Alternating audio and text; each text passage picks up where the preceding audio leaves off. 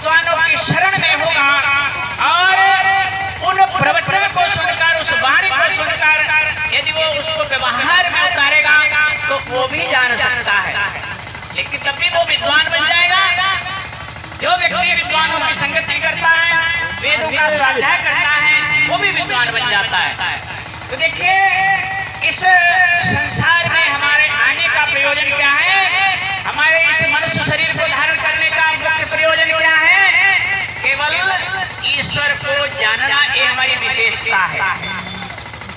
इसीलिए हम सब लोग इस मंच से जो भी सुन रहे हैं उस परम पिता परमात्मा को जानने का प्रयास करें।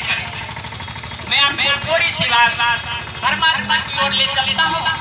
परमात्मा के स्वरूप के बारे में आप सभी लोग जानेंगे, ध्यान लेकर सुनेंगे।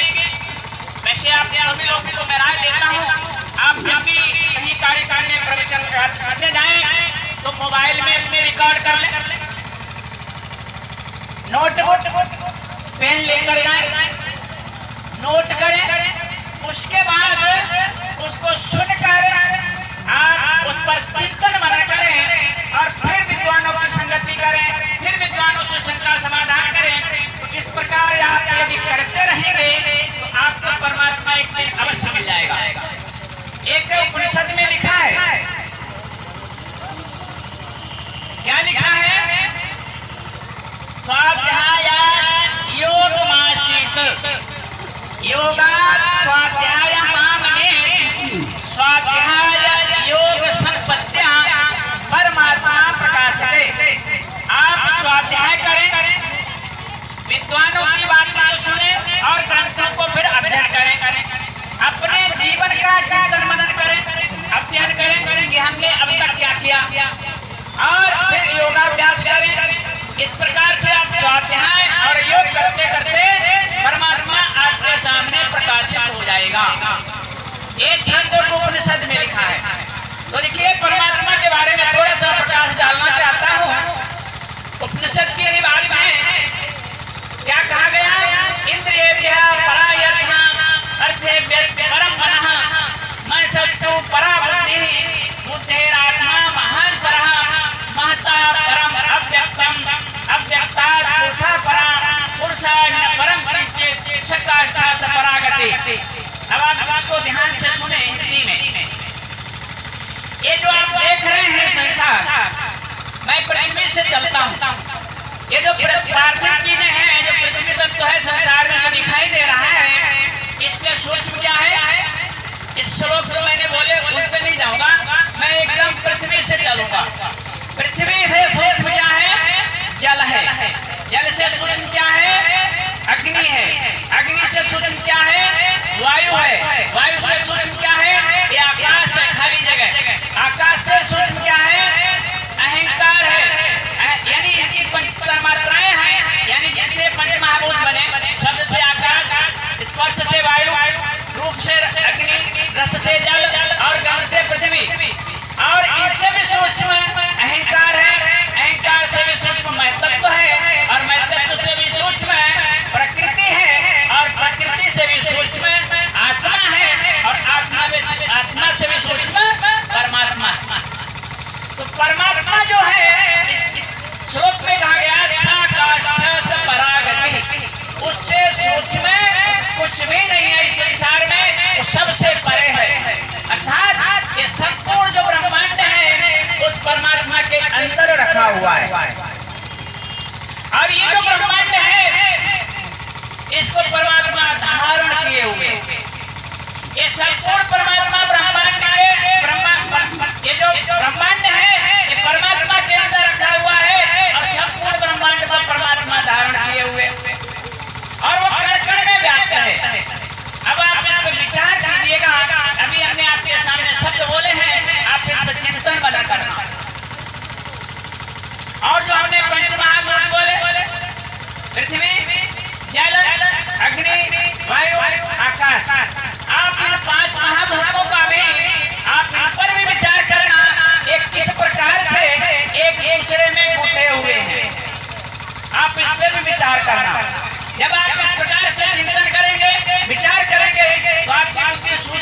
चली जाएगी।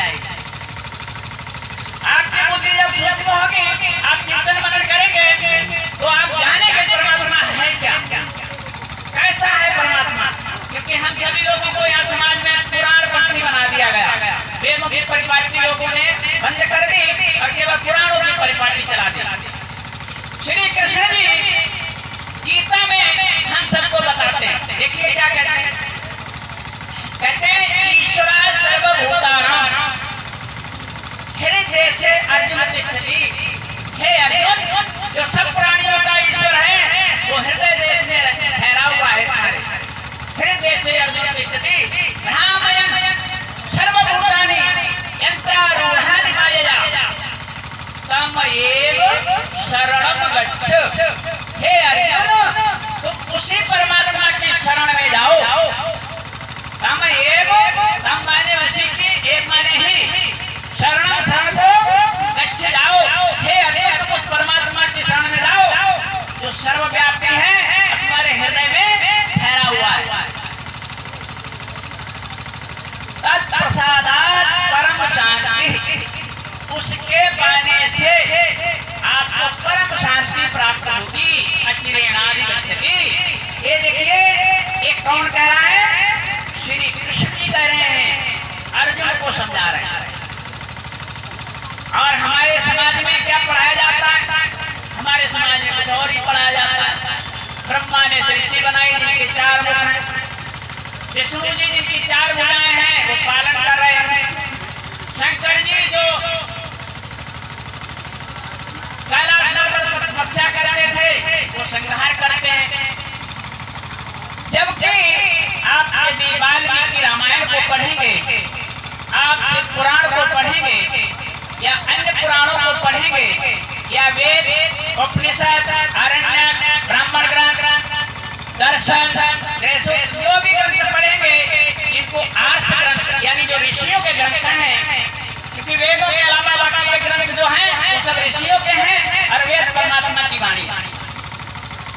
वेदों को हमारे जितने भी ऋषि हुए हैं, संसार जब से बना तब से सब ऋषियों ने वेदों को परमात्मा की वाणी माना है।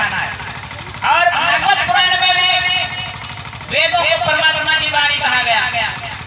वेद प्रणीतो धर्मः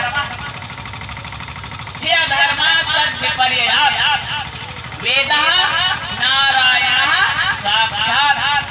वेद साक्षात नारायण है, क्योंकि वेद परम पिता परमात्मा की वाणी। अब आप लोग आर्य समाज के मंच के अलावा कहाँ वेदों की बातें सुनते हैं, कथाएं सुनते हैं, कृष्ण लीला सुनते हैं, राम लीला सुनते हैं, देखते हैं। बल्कि ये लोग मंचन करके इन हमारे महापुरुषों की मजाक उड़ाते हैं। उड़ाते हैं नहीं उड़ाते? श्री रामचंद्र जी का जो व्यक्ति रोल कर रहा होगा वो आप देखेंगे थोड़ी देर बाद बीड़ी पी रहा होगा। जो सीता का रोल करता है पता लगा वो भी कुछ न कुछ। एक बार कई बार मैंने देखा मंचों पे सिगरेट पी रहे बात दोनों बैठे, पर्दा उठ गया, सिगरेट पी रहे बैठे। और उसके बाद क्या करते हैं? ये नचाते हैं, शंकर जी का रोल करते हैं, पार्वती का रोल करते हैं, वहां भी नचाते हैं, हमारे महापुरुषों की खिल्ली उड़ाते हैं। तो देखिए, परम पिता परमात्मा क्या है हमें उसको जानना है, क्योंकि वेद कहता है यह आत्मनिष्ठ, जो आत्मा में ठहरा हुआ है। यम आत्मा न विजानाति, लेकिन आत्मा उसको जानता नहीं है। वो परम पिता परमात्मा सर्वत्र पवित्रता के साथ एक रस विराजमान रहता है। एक रस किसको कहते हैं? एक रस उसको कहते हैं जिसमें कोई कभी परिवर्तन नहीं होता, जो कभी भेष नहीं बदल सकता, जो कभी जो निराकार है वो साकार नहीं हो सकता, उसी को एक रस कहेंगे। और यहाँ लोगों ने क्या किया? निराकार को साकार बना दिया, सर्वव्यापी को एक देशी बना दिया। जो एक देशी होगा वो सर्वव्यापी नहीं हो सकता, और जो सर्वव्यापी होगा वो एक देशी नहीं हो सकता। कृष्ण जी गीता में क्या कहते हैं? कहते हैं कि जिसकी सत्ता है उसका अभाव नहीं हो सकता, और जिसकी सत्ता नहीं है उसकी सत्ता नहीं हो सकती। यानी आकाश के फूल कभी नहीं हो सकते, बंध्या का चित्र कभी नहीं हो सकता। जो बंध्या है, जिस महिला ने, जिस स्त्री ने बच्चे को जन्म नहीं दिया कभी, तो आप उसको पुत्रवती नहीं कर सकते। इसी प्रकार से परमपिता परमात्मा को आप सभी लोग सुनेंगे, अच्छी तरह से वेदों का स्वाध्याय करेंगे, कीर्तन करेंगे, मनन करेंगे, योगाभ्यास करेंगे। और मैं आपको एक बात और बता दूं, गोस्वामी तुलसीदास जी ने रामचरितमानस में बड़ा अच्छा वर्णन किया है। हालांकि आम व्यक्ति जब इस ग्रंथ को पढ़ता है तो वो भ्रमित हो जाता है, लेकिन हम लोग जो वेद सम्मत है उसको मान लेते हैं, जो वेद के विरुद्ध है उसको नहीं मानते हैं। तो वेद सम्मत जो चीज है वो हमें मान लेनी चाहिए, और जो वेद के विरुद्ध है उसे हमें नहीं मानना चाहिए। वेद की कितनी महिमा बड़ी है, मैं आपको एक थोड़ा सा उदाहरण छोटा सा देता हूँ।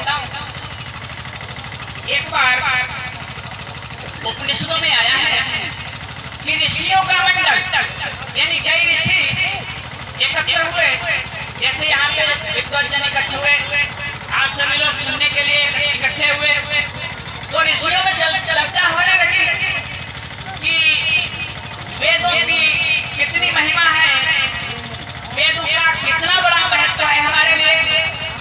तो एक ऋषि ने कहा, मान लीजिए कि पूरी पृथ्वी के संपूर्ण मानव पूरी पृथ्वी के यदि किसी एक व्यक्ति को अपना गुरु मान ले, संपूर्ण मानव किसी एक व्यक्ति को गुरु मान ले तो बहुत बड़ी बात।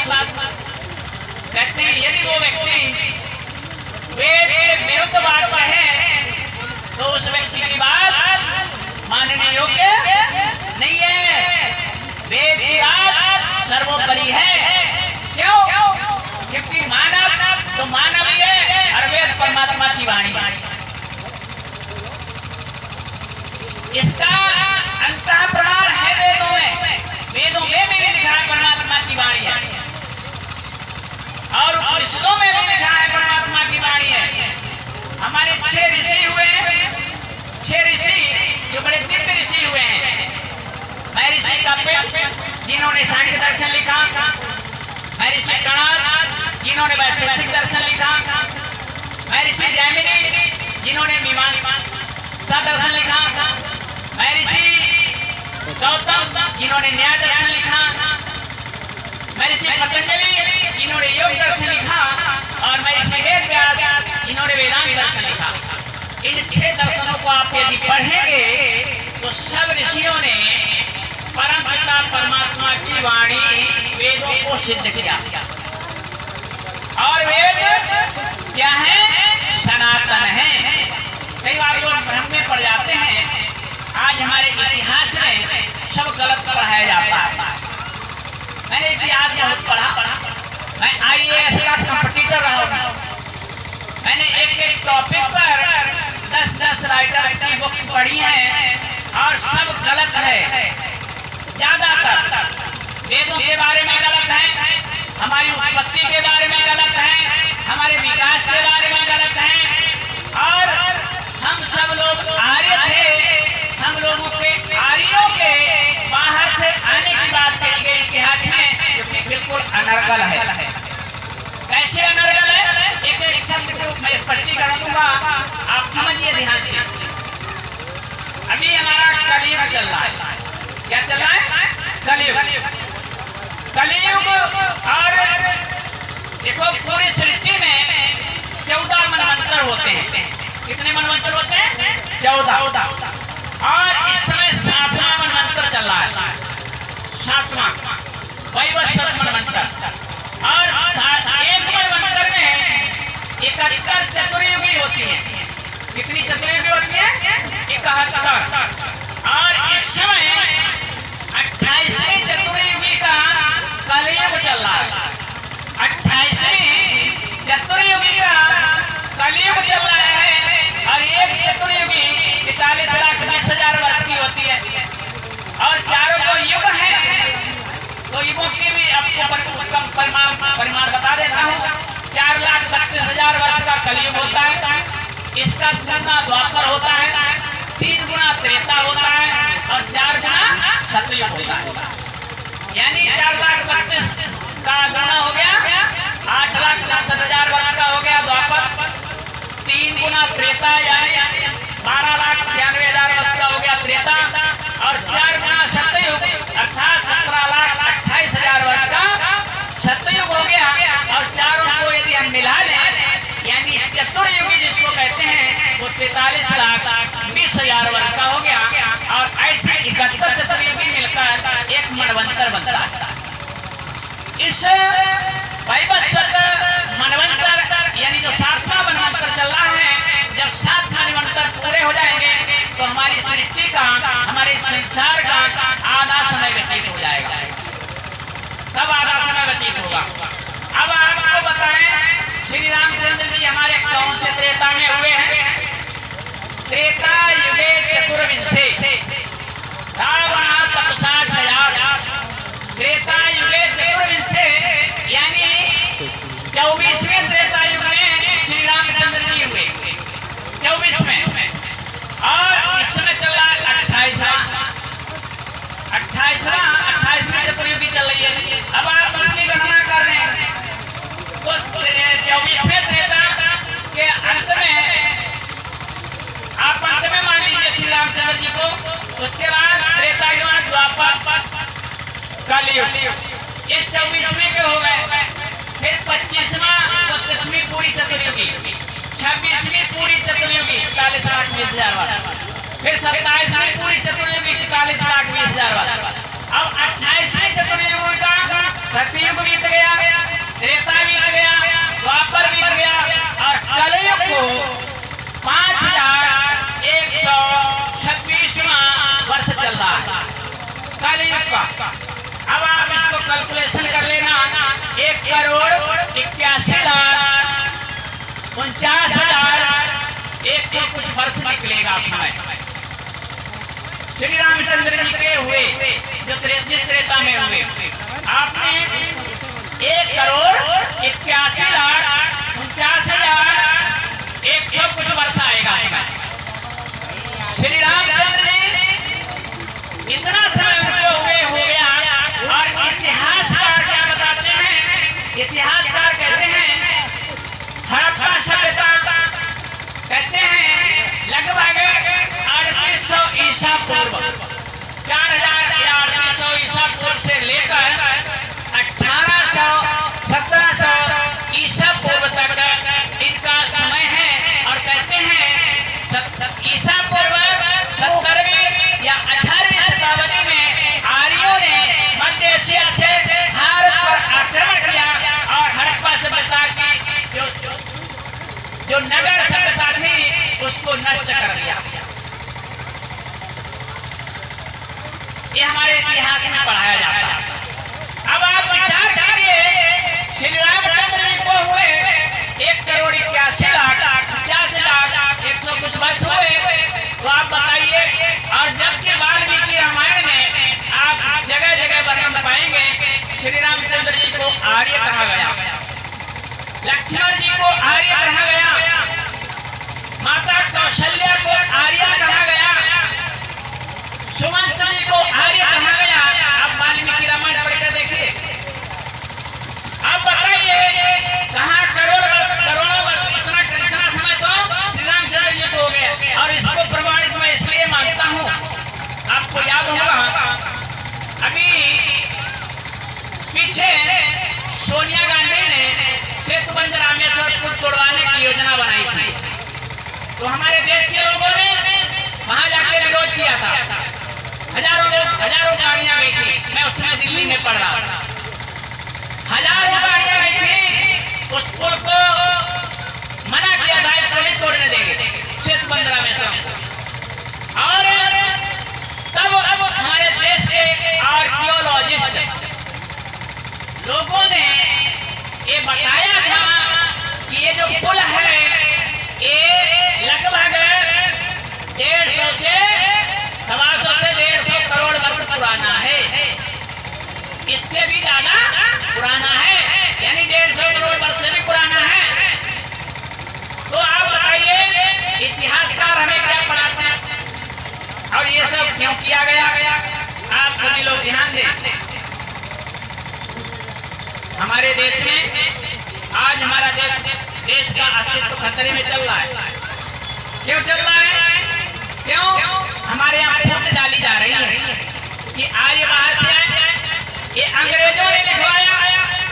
इससे पहले महर्षियों का शासन था, उन्होंने यहाँ के जो विद्वान थे उनसे बलपूर्वक दबाव डालकर लिखवाया। हमारे सब ग्रंथों में मिलावट करवाई, केवल वेदों को छोड़कर ज्यादातर ग्रंथों में मिलावट करवाई गई ताकि यहाँ के लोगों में फूट पड़े और ये बाद में लड़ते रहे। और हम कहें कि हमें ये भगाएंगे, यानी अंग्रेजों को, कि हमें यहाँ के लोग कहेंगे तुम भागो भागो, तुम विदेशी हो, तो हम कहेंगे आर्य पहले उन्होंने यहाँ आके विदेश से कब्जा किया, पहले आर्यों को बाहर करो। और क्या कहा कि यहाँ के जो मूल निवासी थे उनको मारा काटा, यहाँ भारत में कब्जा कर लिया। और क्या कहा कि यहाँ के जो निम्न वर्ग के लोग हैं, आज जो एससी हैं, एसटी हैं, ओबीसी हैं, उन पे कब्जा किया, उन पे अधिकार किया, उनको गुलाम बनाया ताकि ये हमारे आपस में लड़े और ये बिहार में हम लोगों पे पूरा शासन कर सके। हम लोगों को कमजोर बनाया जाएगा।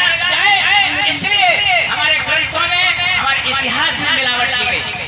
तो आप सभी लोग ध्यान देंगे, देखो ये मिलावट वही व्यक्ति जान पाएगा जो बड़ा चिंतन मनन करेगा ग्रंथों को लेकर, उन पर विचार करेगा, तब वो व्यक्ति पकड़ पाएगा कहाँ कैसे मिलावट की। तो देखिए हम लोगों को इस व्यवस्था को समझना है। हमारे दो लक्ष्य हैं, एक तो राष्ट्रभक्ति और दूसरा आत्म कल्याण। हमें राष्ट्र को भी ध्यान रखना है और अपनी आत्मा के कल्याण के लिए भी हमें वैदिक साहित्य पढ़ना है, विद्वानों के अनुसार चलना है और वेद के अनुसार चलना है। हमें जितना भी अगर है वेदों के विपरीत उस मार्ग पे नहीं जाना है। हमें उन महापुरुषों के व्यक्तित्व पर चलना है जिनको हम भगवान मानते हैं। श्री रामचंद्र जी ने उस परम पिता परमात्मा की प्रार्थना, स्तुति, प्रार्थना, उपासना और साधना की। आपको उदाहरण देता हूँ, छोटा सा उदाहरण देता हूँ, फिर हमारा समय हो जाएगा। आप देखिए रामचरितमानस में जब रावण का और श्री रामचंद्र जी का युद्ध होने जा रहा, वहां पर विभीषण श्री रामचंद्र जी को पैदल देखता है तो वो अधीर होता है, कहता है रावण रथी रथ रघुवीरा देख विभीषण भय अधीरा। विभीषण अधीर होता है, दुखी होता है। तो श्री रामचंद्र जी अपने रथ का वर्णन करते हैं, मैं संक्षेप में बताने जा रहा हूँ, सुनिए। तो श्री रामचंद्र जी विभीषण से क्या कहते हैं, मित्र मेरा रथ जो है मैं उसका वर्णन कर रहा हूँ और यदि ऐसा रथ रावण का है तब तो मेरे सामने टिकेगा, अन्यथा नहीं टिकेगा। सुनिए बड़े ध्यान से, इसमें बड़े रहस्य की बात है। शौरज धीरज तेरज चाका सत्यशील दृढ़ ध्वजा पताका बल विवेक दम परहित घोरे क्षमा कृपा समतार जोरे ईश वजन सारथी सुजाना विरति चरम संतोष कृपाणा कान परचु बुद्धि शक्ति प्रचंडा वर विज्ञान कठिन गोदंडा अमल अचल मन त्रोण समाना समय मनियम छिली मुखनाना कवच वेद विप्र गुरु पूजा ये सम विजय उपाय में दूजा सखा धर्ममय अचरत जाके जीत न सकै कतहु रिपुता के। सुनिए सौरज धीरज कहरत जाका, शौर्य और धैर्य हमारे रथ के पहिए हैं। जाका मीन्स पहिए। सत्य और शील, सत्य के मार्ग पर चलना, शील अर्थात आचारवान होना, ये हमारा क्या है, बताता है। जो आचारवान होता है, जो सत्य के मार्ग पर चलता है, आपने देखा होगा राजा हरिश्चंद्र की सत्य के कारण आज भी पताका फहरा रहे हैं। तो सत्यशील ध्वजा पताका, बल विवेक परहित घोरे, हमारा जो बल है और विवेक जो बुद्धि है वो परहित में लगता है, किसी को सताने के लिए नहीं होता है। और क्षमा कृपा समता जोड़े, और क्षमाशील होना और कृपा दृष्टि रखना, ये क्या है, हमारी रस्सी है। आगे देखिए, बड़ी अच्छी बात है, ईश भजन, जो मेरी ईश्वर की भक्ति है वो मेरा सारथी है। कौन कह रहा है? श्री रामचंद्र जी कह रहे हैं। श्री रामचंद्र जी कह रहे हैं, जो मेरी ईश्वर की भक्ति है वो मेरा सारथी है। ईश भजन सारथी सुजाना, मेरा कर्म संतोष पाना, और जो मेरे अंदर अनासक्ति है, मैं किसी में आसक्त नहीं होता हूँ, वो मेरी कृपाण है। दान प्रति शक्ति प्रत्यक्षता, और जो दान स्वभाव है मेरा, दान करने की प्रवृत्ति है, वो मेरा भरोसा है। और जो मेरी बुद्धि है परम पिता परमात्मा की प्रेरणा से, वो क्या है, मेरी शक्ति है। पर विज्ञान कठिन को दंडा, और जिसको वचन दे देता हूँ उसको पूरा करता हूँ, ये मेरा दंड है। अमल अचल मन त्रोड़ समाना, और मेरा मन कैसा है, अमल है, विकार रहित है, अचल है, चलायमान नहीं है।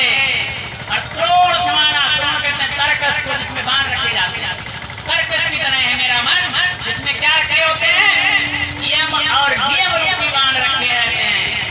यम 5 है, 5 नियम है, अहिंसा, सत्य, अस्तेय, ब्रह्मचर्य, अपरिग्रह, ये 5 नियम है। शौच, संतोष, तप, स्वाध्याय और ईश्वर प्रणिधान, ये 5 नियम है, ये हमेशा हमारे मन में रहते हैं।